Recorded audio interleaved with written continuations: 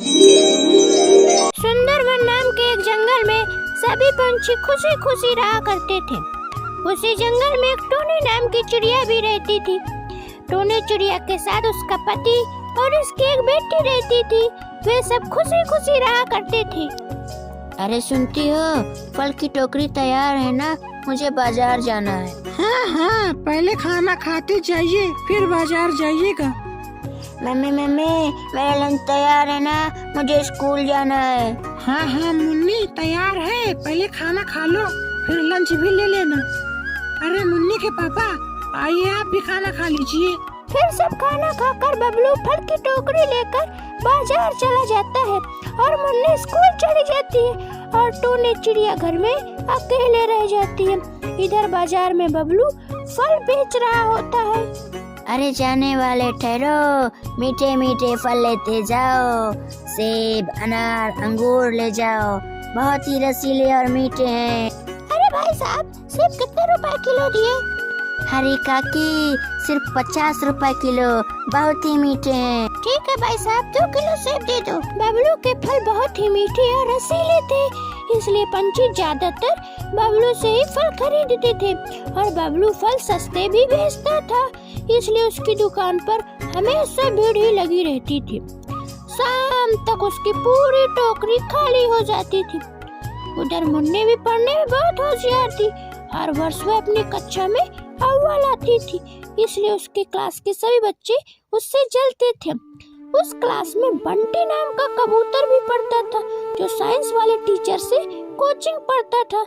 Science वाले teacher Munni से बहुत जलते थे, क्योंकि वे चाहते थे कि क्लास में बंटी अव्वल आए। मुन्नी, ये बताओ कि बल किसे कहते हैं? सर, बल वह धक्का या खिंचाव है जो किसी को धक्का देकर उसकी गति में परिवर्तन कर सकता है। अरे इसने तो सही जवाब दे दिया, अब मैं इसे कैसे फंसाऊं? इस तरह साइंस की टीचर उसे हमेशा परेशान करती रहती थी। ज्यादातर क्वेश्चन उसे से ही पूछते थे ताकि उसे मारने का बहाना मिल जाए। वो हमेशा उसकी गलती ढूंढते रहते। मुन्नी स्कूल की छुट्टी के बाद घर जाती है। ऐसा सब चल ही रहा होता है कि एक दिन बबलू की तबीयत खराब हो जाती है। आप चिंता मत करिए, दुर्गा माँ सब ठीक कर देंगी। मुझे अपने दुर्गा माँ पर पूरा भरोसा है। मुझे माफ करना टोनी, मैं अब तुम्हारा साथ नहीं दे पाऊंगा। अब तुम्हें ही अपना और मुन्नी का पेट पालना होगा। तुम्हें ये फल बेचना पड़ेगा। नहीं, आप ऐसा मत कहिए, हम आपके बिना कैसे रहेंगे। बबलू के बहुत समझाने के बाद टुन्नी मान जाती है और टुन्नी फल की टोकरी लेकर बाजार चली जाती है।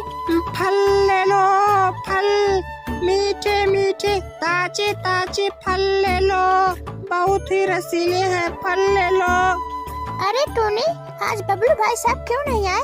आज तो तुम फल बेच रही हो। क्या हुआ बबलू भाई साहब को? अरे हरी काकी, उनकी तबीयत खराब है, इसलिए उनकी जगह मैं फल लेकर आई हूँ। आपको कितने फल चाहिए बताइए। अच्छा, मुझे 3 किलो आम दे दो। टोनी हरी काकी को 3 किलो आम दे देती है। धीरे धीरे सारे पंछी टोनी से फल खरीदने लगते हैं और शाम तक टोकरी खाली हो जाती है।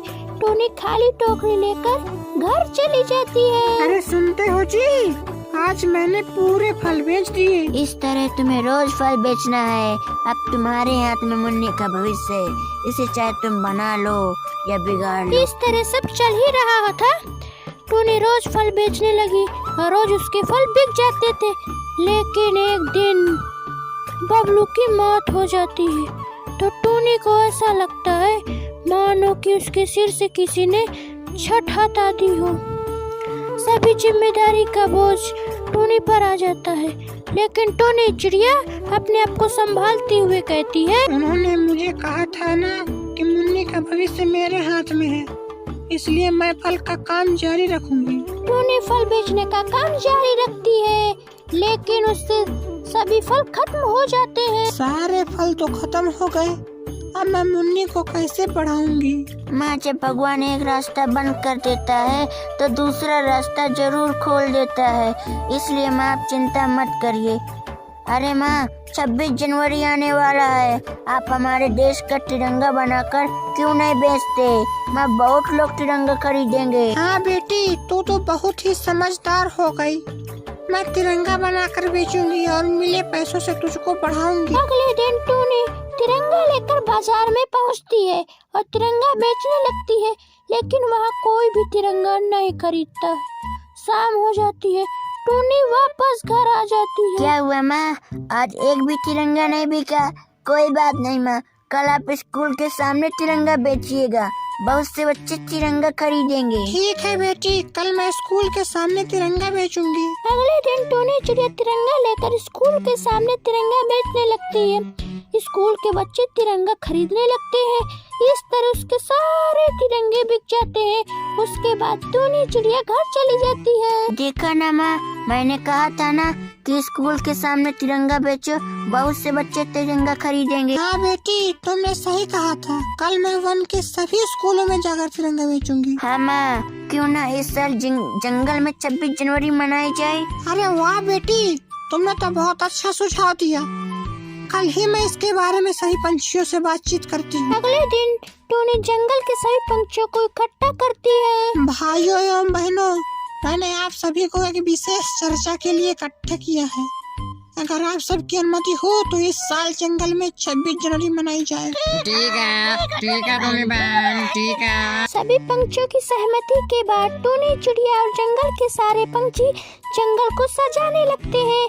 जंगल पूरा सज जाता है। सारे पक्षी राष्ट्रगान करेंगे, उसके बाद सभी पक्षी को फल और मिठाई दी जाएगी। सारे पंछी राष्ट्रगान गाते हैं। इस तरह जंगल में 26 जनवरी बनाई जाती है। अगर बच्चों आपको ये वीडियो पसंद आई हो तो इसे लाइक करें, शेयर करें और चैनल को सब्सक्राइब जरूर करें।